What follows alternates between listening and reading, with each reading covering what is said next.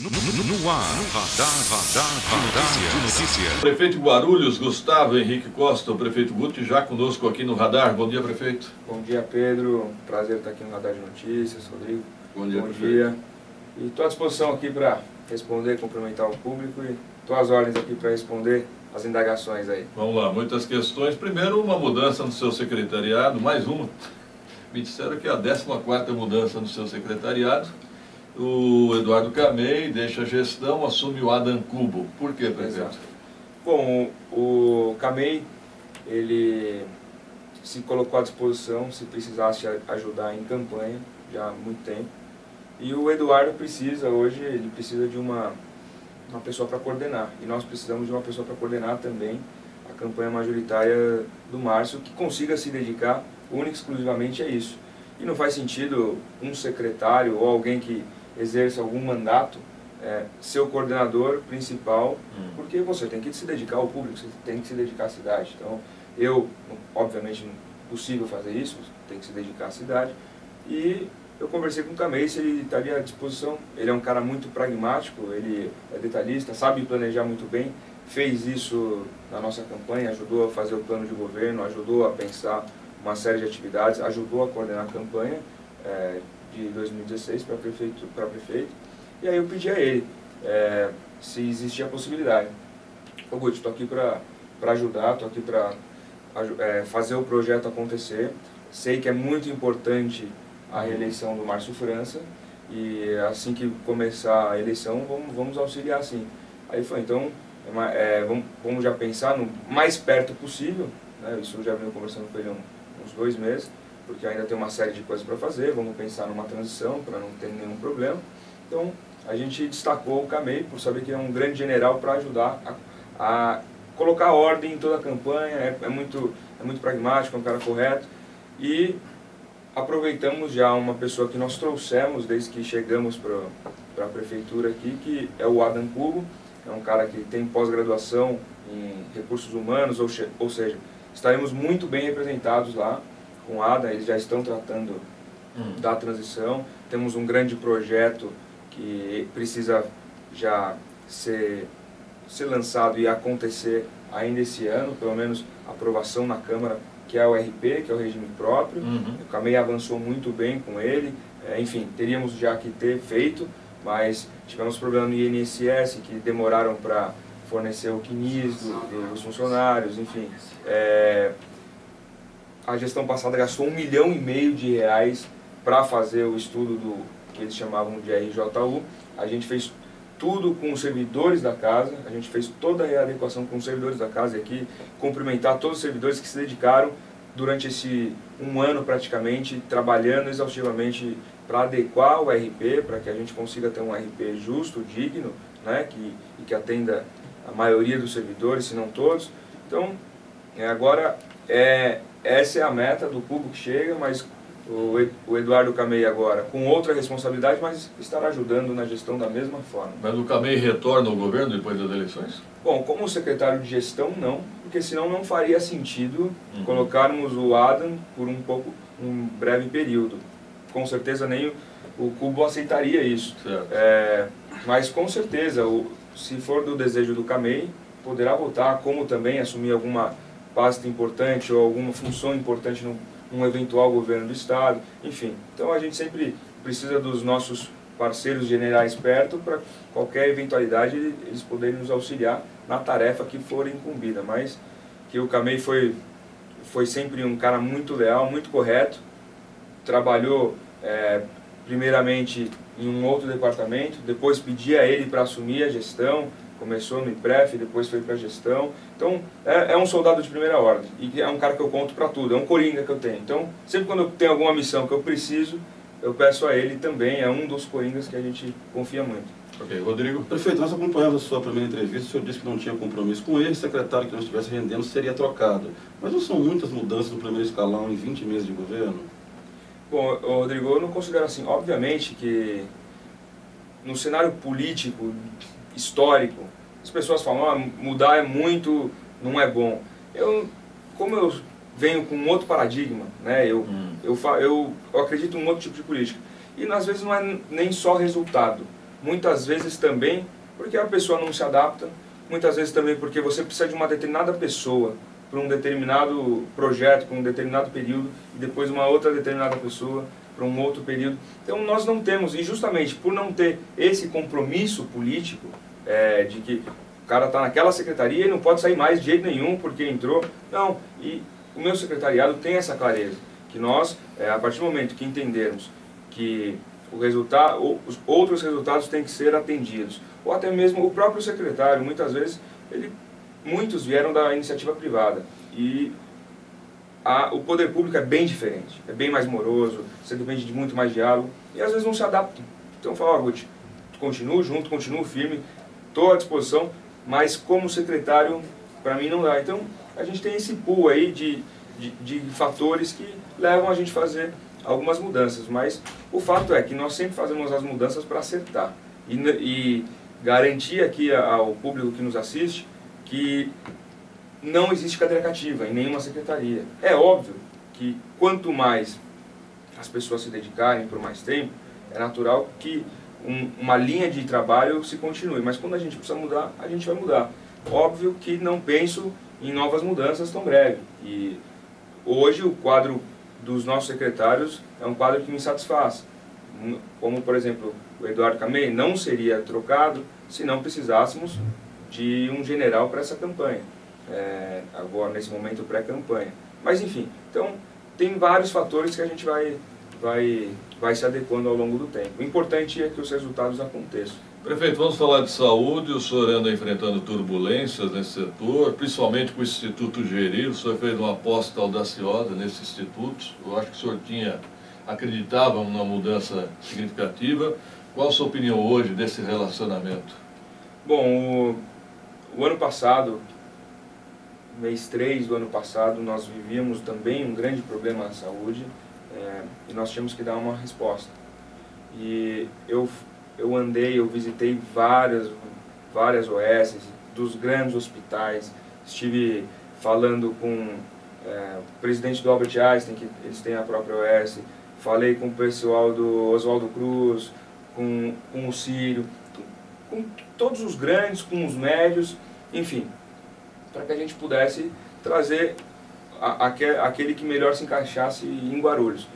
E também visitei a Gerir. E a Gerir foi uma que topou o desafio. Outras, não, esse desafio a gente não vai assumir. Como várias falaram, não dá para assumir esse desafio. Enfim, aí eu vi o trabalho da Gerir, e aí a gente fez um convênio para que realmente a gente conseguisse dar o resultado positivo rápido na saúde. Durante um ano, realmente o resultado foi muito bom. É inegável, os números não negam isso. Aumentamos o número de consultas, aumentamos o número de cirurgias, mas depois de um tempo, por problemas financeiros, onde essa OS alega que trabalhou muito mais do que o contratualizado, que mereciam receber mais por isso. E nós estamos ainda fazendo toda a apuração para ver se realmente todo esse número de mais atendimentos, de mais cirurgias, enfim, de maior consumo da própria unidade, se isso realmente existe, porque nós não podemos pagar nada a mais do que não foi o contratualizado ou o que não foi eventualmente gasto. Então, nós estamos fazendo com a nossa controladoria, com toda a nossa parte técnica, e é por isso também que colocamos mais eficiência na gestão da Secretaria da Saúde, para a gente conseguir avaliar de fato o que realmente foi contratualizado e o que foi gasto a mais, para que a gente possa fazer a devida indenização, sem pagar um centavo a mais, sem pagar um centavo a menos. E isso gerou um grande problema, porque eles alegam que estão recebendo só no HMU aproximadamente R$2 milhões a menos. A gente contratualizou por aproximadamente 4 milhões e 700 por mês, eles alegam que no mínimo teriam que receber 6 milhões e alguma coisa. E é óbvio que se for comprovado que realmente todos os atendimentos, tudo ocorreu, a gente vai ter que indenizar. De uma forma ou de outra, nós teremos que pagar. E isso acontecendo, com certeza, iremos pagar. Agora, nós temos que ter também a clareza que temos limites financeiros. Nós não temos todo o dinheiro do mundo, pelo contrário, a cidade vive uma grande crise financeira. E a gente não pode também sair pagando, primeiro por responsabilidade, segundo que a gente não pode sair pagando o que pedem. Então a gente está fazendo todas as avaliações e isso gerou, por parte deles, um grande problema. Deixaram de pagar os funcionários. A prefeitura, no ano de 2017, está com tudo contratualizado, tudo que foi pactuado foi pago pelo contrato. Agora, eles deixaram de pagar por falar que estão trabalhando muito mais do que a gente remunera, acabaram deixando de pagar os médicos e os profissionais de saúde. E isso, obviamente que... É uma forma de pressão, né? Obviamente que atrapalha o andamento. Quem é que quer ficar 60, 70 dias sem receber? É natural. Suas contas ficam comprometidas, suas contas pessoais. Você é médico, você é auxiliar de enfermagem. 60, 80 dias sem receber, se você mora de aluguel, seu aluguel atrasa, suas contas atrasam. Enfim, é natural que a pessoa fale, ó, meu irmão, peraí, vocês têm que pagar. Isso acerta a cidade em cheio. Então nós estamos esse mês avaliando tudo muito rápido. Cada dia sim, dia não, temos reunião, eu tenho reunião com o secretário da saúde, com todos os técnicos, para falar exatamente dos problemas da saúde e gerir também. Ontem, por exemplo, eu estive com a secretária da saúde, a doutora Ana, e a equipe, na FURP, né, porque também temos problemas de abastecimento de remédios. E a FURP tem uma série de remédios que nós podemos comprar muito mais, com uma flexibilização muito maior, e nós estivemos lá com o presidente para tratar disso. Então, para tratar de um fornecimento mais rápido de remédios para o município. E a reunião foi muito boa, acredito que em breve teremos também resultados no abastecimento. Prefeito, várias reclamações desde ontem em relação ao PA Paraíso. O próprio líder do governo, o vereador Eduardo Carneiro, reconhece que foi um erro ter fechado o PA Paraíso. O que o senhor pretende fazer em relação ao PA Paraíso? Existem dois fatores no PA Paraíso que nós fomos obrigados a fechar o PA Paraíso. O principal fator, existe um laudo técnico, onde parte do PA Paraíso, parte da estrutura do PA Paraíso está comprometida. Então, é óbvio que ter um PA fechado é muito ruim para a cidade. Mas pior ainda é ter um hospital, ter um PA com a estrutura comprometida que pode vir a acontecer uma tragédia. Isso é muito pior. Então, nós tivemos que optar. Então, esse é o fator 1. Estrutura comprometida, nós tivemos sim que isolar para que uma eventual tragédia pudesse acontecer. E o segundo fator, nós tínhamos desde 2008, se eu não me engano, praticamente 10 anos atrás, uma verba de 3 milhões liberada pelo governo federal para fazer as reformas do PA. E a nossa vontade e vai acontecer, transformar o PA em UPA. Então, nós tivemos que, para conseguir esses recursos, nós tivemos que lacrar lá, isolar, e também por questões de infraestrutura.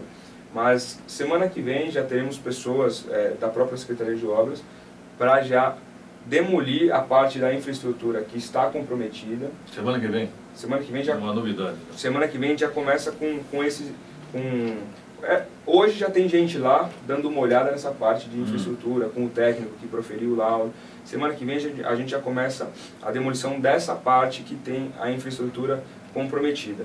Estamos todos os dias pressionando a Caixa para liberar esse recurso, para que a gente possa fazer as reformas necessárias e transformar o PA em UPA, onde teremos 8 leitos. Enfim, infelizmente, muitas vezes a gente tem que dar um passo para trás para dar 2 para frente. E é isso, naquele caso, né, do PA Paraíso, que está acontecendo. A gente precisou, não tinha escolha. A escolha era deixar aberto, perder os 3 milhões e correr o risco do teto desabar na cabeça de algum paciente ali. E a gente não podia correr esse risco. Rodrigo? Prefeito, eu quero voltar à questão da HMU. O senhor fala que a Gerim ela quer receber um pouco mais que foi pactuado lá em contrato. Não foi uma falha da prefeitura e não ter acompanhado o serviço dia a dia, mensalmente? Evitaria esse problema agora? Então, nós estamos acompanhando. É que nós precisamos de mais detalhamento, né? E muitas vezes os detalhamentos que a gente precisa não chegam no momento que a gente quer. Então a gente tem que fazer uma série de reuniões para conseguir os detalhamentos das notas. Então é isso que nós estamos esmiuçando junto a eles, e nesses 30 dias nós vamos conseguir avaliar item por item, detalhe por detalhe, durante todo o período que foi contratualizado e que eles prestam um serviço para a cidade. O pessoal da GCM está perguntando, com a saída do CAMEI, como é que fica o plano de ascensão da categoria, prefeito? Então, como eu disse, existe a tratativa entre o Adam Cubo e o CAMEI para fazer a transição. Nada muda do comprometido com a categoria.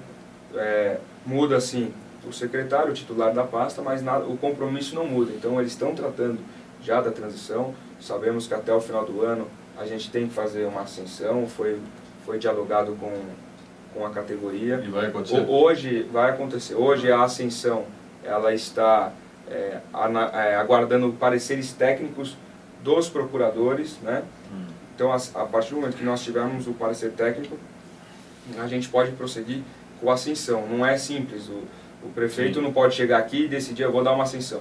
Tem uma série tem um arcabouço legal que a gente tem que obedecer, né? Então, por isso que precisamos do parceiro jurídico. Ó, prefeito, isso aqui vai poder fazer esse tipo de ascensão, porque não tem impeditivo legal. Ó, isso aqui a gente tem que obedecer. Então tem uma série de coisas que a gente tem que fazer para conseguir cumprir essa ascensão, mas já me reuni com o comandante da guarda, com o secretário, eu por duas ou três vezes, o secretário da pasta de segurança, o Gilvan, o secretário CAMEI de gestão, o secretário Ayrton de justiça, já se reuniu também com esse pessoal. Enfim, é um constante debate para que a gente consiga fazer uma ascensão com responsabilidade e não tenha que, depois de 2 meses, por decisão judicial, voltar atrás do que a gente implementou. Falando em decisão judicial, prefeito, muitos ex-comissionados perguntam, o senhor tem previsão do pagamento? Então, Pedro, a gente precisa deixar com que essa decisão se massifique, né? Precisa criar, de fato, uma jurisprudência robusta para que a gente possa pagar. O Ayrton está ainda aguardando mais decisões para que a gente possa formar, de fato, uma tese robusta. A nossa intenção, obviamente, é que todos os direitos reconhecidos dos trabalhadores, que, independente da gestão que trabalhou, que sejam pagos, mas tudo aquilo que é reconhecido. E nós não podemos incorrer numa insegurança jurídica, né? Pagar algo que o servidor lá na frente, que o ex-trabalhador da prefeitura, tenha que ressarcir os cofres públicos. Então, isso é prejudicial para o município, isso é prejudicial para o trabalhador que pode eventualmente receber a indenização que ele acha devida e depois de um tempo ter que ressarcir os cofres. E aí fica com o nome sujo, fica com bens bloqueados, então tem que ter responsabilidade. É melhor nesse caso, eu sempre falo, o ótimo é inimigo do bom, é melhor nesse caso aguardar a decisão judicial perfeita para que a gente possa cumprir do que fazer algo que depois lá na frente tenha que se desfazer. O pessoal do SAI perguntando, prefeito, se vai haver alguma ação em relação à Sabesp, ou seja, se a Sabesp vai encampar o SAI. Bom, Pedro, nós estamos discutindo a dívida. Ainda nós não conseguimos, de fato, ter a liberação do Conselho da Sabesp quanto à nossa dívida. Nós negociamos lá atrás, para quem lembra, nós negociamos 2 fatores. A nossa grande dívida e a liberação de mais água para o município, que hoje a gente consegue ter mais água no município, mas ainda não é o adequado, ainda existem regiões que ainda... 70% melhorou a distribuição de água no território guarulhense, mas ainda existe 30% que não melhorou. E esse 70% que melhorou ainda não é o ideal também. Então, a gente, desde que eu me conheço por gente, a cidade sofre com abastecimento de água. Então, nós estamos debatendo ainda mais distribuição de água, ou seja, que a Sabesp consiga mandar mais água e que de fato a gente consiga diminuir esse 1 bilhão que foi pactuado lá atrás e que a nossa dívida consiga abaixar de fato. Então nós precisamos desse parecer. Por enquanto é esse debate que nós estamos fazendo, mas também é um debate que até faço uma provocação a você e quem está nos assistindo. Nós precisamos, por exemplo, se tivéssemos a garantia, e isso a gente não tem, nunca e não dialogamos sobre isso, mas se tivéssemos a garantia, por exemplo, que teríamos que em 5 anos conseguiríamos resolver todo o problema de abastecimento de água da cidade, o que é melhor para Guarulhos? Continuar com uma autarquia, comandando uma autarquia que não tem poder de investimento, né, muito grande para erradicar isso para conseguir fazer o abastecimento da maneira adequada, ou ter o abastecimento da maneira adequada e a Sabesp comandar. Eu te pergunto, enquanto cidadão, o que você... Na minha opinião, a Sabesp. Se tivesse essa garantia. A Sabesp tem condições de investir. Entendi. Eu já falei isso várias vezes. Fala, Rodrigo. Faz uma enquete, Pedro, disso. Aproveita a sua obra. Prefeito, com certeza, a população quer água. Sim. Não importa de onde vem. Não importa de onde, se vem da Sabesp, se vem da General Deso, como queria o meu na época, né? Ou se vem do SAAI. A população quer água e quer saneamento. Exato. Não só complementando, prefeito, você falou que 70% melhorou. Eu conheço um pouquinho Guarulhos, rodo um pouquinho, e a maioria dos locais onde eu vou, as pessoas reclamam que piorou. Mas é só um comentário. A minha pergunta, na verdade, é outra. Desde março, o Guarulhos está sem a Zona Azul. E muitas pessoas que tinham crédito estão reclamando que não conseguiram ser ressarcidas. Há uma nova licitação em curso? Como é que está a situação da Zona Azul aqui na cidade? Principalmente no centro. Vou voltar um pouco na água, depois, depois a gente fala da Zona Azul. Mas, enfim, isso é medição técnica. Então, 70% melhorou, isso é fato. É óbvio que existem alguns lugares que ainda a gente não conseguiu melhorar a distribuição de água, e as pessoas reclamam com razão. Mas também o consumo aumentou. E também estamos à beira, já estamos vivendo uma estiagem muito forte. E uma crise. E é uma crise hídrica, o nível dos reservatórios baixaram, mas é matéria de hoje do jornal, não sei se vocês tiveram a oportunidade de ler todo, mas Guarulhos, o guarulhense, a média do guarulhense, ele consome 90 litros a mais de água por dia, sendo que o recomendado são 110 litros de água por dia. Nós, guarulhenses, estamos consumindo 200 litros de água por dia, né? Então, o ser humano médio, para toda a sua vida ali, diária, ele precisa de 110 litros de água. Nós estamos consumindo 200. Significa o quê? Que nós estamos tendo mais água, porque as pessoas com mais água acabam consumindo mais. Quando você tem algo em abundância, você consome mais do que quando você tem algo um pouco mais racionado. E desperdiçam mais, né? E tá sendo muito desperdiçado. E nós também temos um problema que é de infraestrutura e é um problema histórico, que são, vamos dizer assim, no termo mais rápido, o termo mais simples para a população, os nossos encanamentos. Os nossos encanamentos eles são muito velhos e a gente tem um desperdício, uma perda de água no sistema muito grande. Então, precisamos de grandes investimentos para que, de fato, a gente consiga evitar o desperdício no caminho da água, da distribuição de água até a sua casa. Então, mas falta muito investimento, capital de investimento para isso.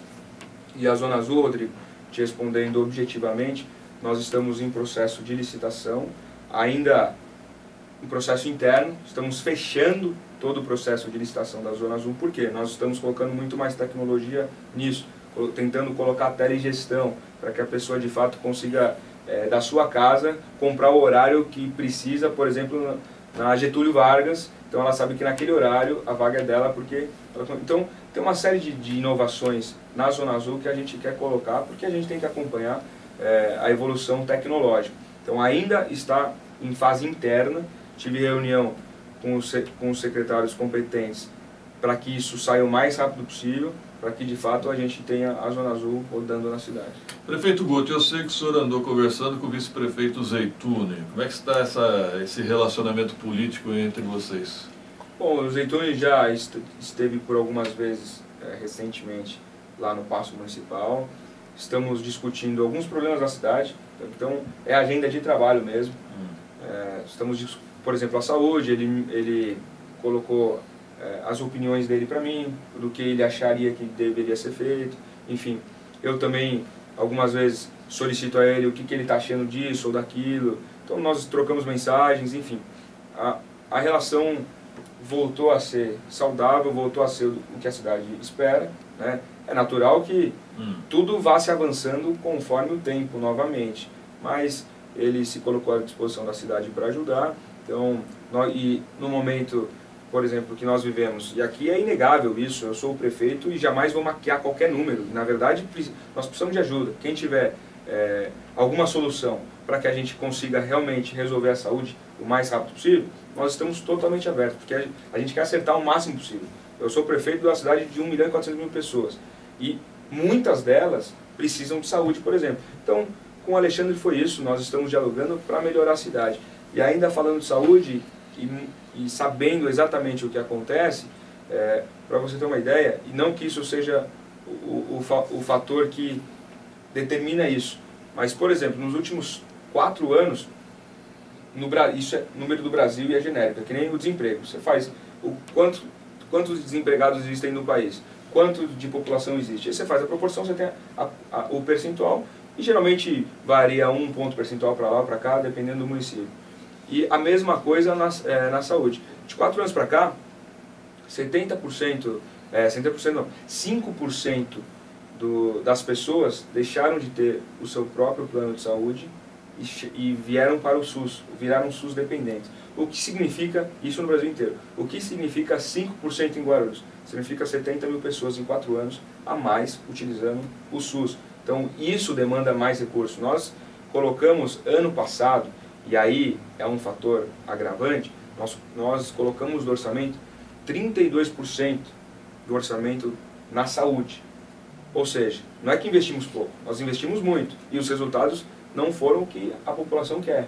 E aí o que falta? Falta um controle maior. Nós precisamos informatizar, garantir que de fato todo centavo investido chegue na ponta para a pessoa que está precisando de saúde. Agora, voltando ao Zeytuni, prefeito, a rede pode voltar para o seu governo?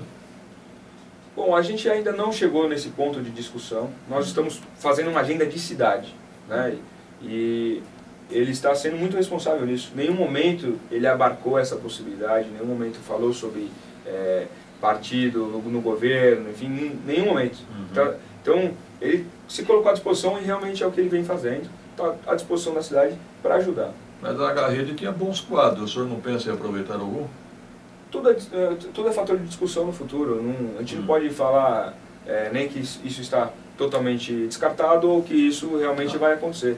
Tudo é o que eu lhe disse.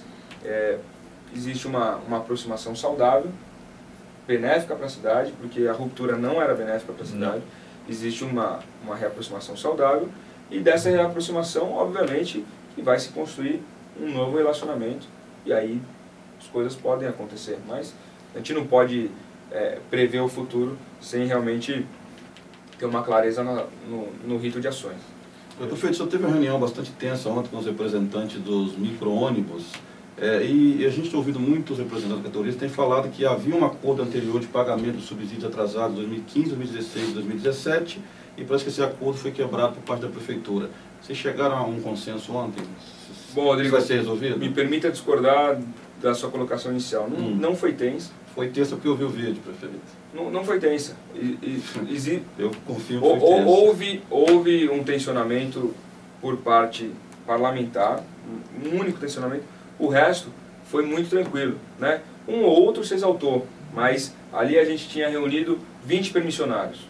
No mínimo 18 estavam para dialogar, tranquilos, serenos, sabendo o que queriam, sabendo exatamente o que precisavam e de fato existe algumas coisas que eles imputaram à secretaria de lentidão em liberação de alguns documentos, ao qual eu e o secretário de governo que estávamos participando da reunião dissemos a eles que no máximo até semana que vem alguns desses casos, porque cada caso é um caso, né? Nós temos 26 permissionários que estão com esse dilema, mas são dilemas semelhantes, porém com suas especificidades. E nós dissemos a eles, tanto que eu peguei de um a um, eu peguei o número, né, referência de cada um deles e passei depois da reunião, já passei para a Secretaria de Trânsito e Transporte para ver de que forma a gente consegue resolver. Nós temos, e é isso eu disse, se você conseguiu acompanhar o vídeo inteiro, que talvez se você pegou uma fração, você pode até ter imaginado isso que você falou. Mas se você pegar o vídeo inteiro, você vê ali o desfecho da reunião e nós conseguimos garantir a eles que as medidas serão tomadas. Mas nós temos Tribunal de Contas, nós temos, e o Tribunal de Contas já está questionando muito, porque a frota teria que ter sido trocada há 2 anos atrás, mas também, e aí, desde 2015, como você bem disse, existe um passivo financeiro com eles. Então, o que eles alegam? Como é que se a gente tem um passivo financeiro e há um desequilíbrio contratual e financeiro, como é que a gente vai conseguir fazer a troca desses micro-ônibus. Então, tem que ser razoável nesse sentido, e nós temos que ser flexíveis, e estamos sendo. Então, pedir ao secretário que consiga dar mais agilidade e flexibilidade nesse caso. E também nós temos que falar aqui, 17 sim, foi um ano muito complexo financeiramente, não que esse não esteja sendo, mas com algumas medidas a gente conseguiu melhorar. E o ano de 2018 nós não devemos nenhum centavo de subsídio, né? 2017, que já era minha gestão, a gente ainda ficou com um passivo, ao qual, e aqui preciso, e me permitam mais 2 minutinhos para explicar isso, mas é importante para que as pessoas saibam, nós já estivemos reunidos com os permissionários e com os concessionários também. Para quem não sabe, permissionário é quem faz as linhas de micro-ônibus, e concessionário é quem faz as linhas de ônibus, são as empresas. Enfim, nós já tivemos reuniões com eles para tratar de subsídio. E com os permissionários, nós levamos uma proposta que, infelizmente, por questão financeira, a gente ainda não conseguiu cumprir, que era o quê? O ano de 2017, pelo menos todo mês, consegui pagar R$100 mil, que é do fundo de trânsito, porque nós teríamos, aí não seria dinheiro do Tesouro. Mas, para que a gente conseguisse finalizar a alça que nós já entregamos no trevo, e até o final do ano, entregar todo aquele trevo mesmo, todo o miolo do trevo, que são as alças, os especialistas quando ouvem, eles escutam o miolo do trevo, Guti, isso é palavra assim, todas as alças ali do trevo, enfim, até o final do ano, nós precisamos utilizar todo o recurso do fundo. Então, nós empenhamos os recursos do fundo para finalizar todo o miolo do trevo. Então, a gente acabou não conseguindo adimplir o que foi falado. Mas é óbvio, nós sabemos do passivo que existe, e com um fluxo de caixa a gente vai cumprir. Mas hoje, o principal deles, o que eles discutiram comigo ontem, e obviamente com o prefeito, quando há algum dilema, algum problema, tem que ir para o front e tentar resolver. Então, o principal dilema deles hoje é voltar a rodar o quanto antes, e para isso eles precisam de uma série de documentações, cada um na sua especificidade, e é isso que a gente começou a empregar um ritmo muito mais acelerado, pedir à Secretaria de Transporte, pedir ao secretário de Governo que cuide pessoalmente disso e me monitore dia a dia, para que a semana que vem, pelo menos, desses 26 permissionários, pelo menos 10 já tenham o seu caso solucionado, para eles perceberem boa vontade do governo em resolver o problema. Prefeito, houve uma melhora lá no trevo de Bom Sucesso, o senhor tem uma promessa de finalizar até dezembro. Vai cumprir essa promessa? Temos que cumprir, Pedro, não é opção, por isso que os recursos, a maioria do recurso já está reservado para que a gente consiga entregar. Nós batemos uma última viga recentemente, enfim, temos mais uma alça e mais um viaduto para entregar, e isso fecharia todo esse complexo do miolo do trevo até o final do ano. E aí tem as duplicações, que aí é muito mais complexo, muito mais caro, porque nós vamos precisar fazer as desapropriações, né? Tanto da PAPA quanto da JK, e aí é muito mais caro. A desapropriação que realmente nos atrapalha muito. O ex-secretário Atílio fala da importância da marginal ali do Jardim Presidente Dutra até Bom Sucesso. No Sakamoto, aí margiando. Então, nós estamos batalhando, tínhamos conseguido uma vitória junto ao Ministério de Transporte, Ministério, enfim.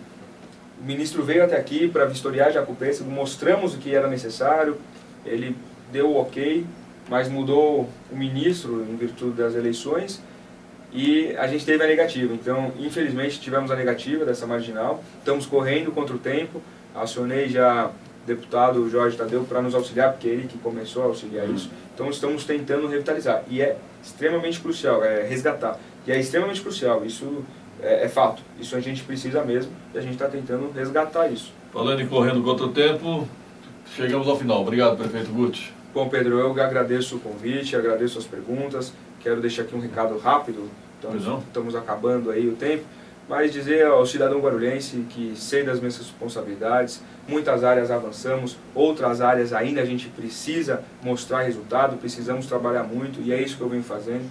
Peço a vocês que continuem acreditando, estou me dedicando ao máximo, meu time está se dedicando, garanto a vocês que a gente vai entregar uma cidade muito melhor em todos os aspectos, mas com essa crise financeira que a gente herdou, mais de 7 bilhões de reais, não tem muito milagre, a gente tem que ter uma estratégia clara. Então, hoje estamos um pouco mais de 1 ano e meio, até finalizar esse ano 2 anos, e nós temos que, até esses 2 anos, arrumar toda a casa e saber quais os investimentos que a gente vai conseguir. Então nós iremos transformar muito a cidade, como a iluminação pública da cidade, uma série de coisas que a gente vai transformar e já estamos transformando. Entregamos 2 UPAs, já vamos entregar até o final do ano um CEL, vamos entregar mais creches até o final do ano, enfim. Então tudo depende de um planejamento e nós estamos seguindo esse cronograma. Obviamente que não esperávamos um problema grave na saúde, que nós estamos já detectamos e vamos superar. Então, garanto a vocês que o nosso trabalho continua muito firme e podem esperar muito trabalho de mim. Obrigado, até a próxima edição do Radar.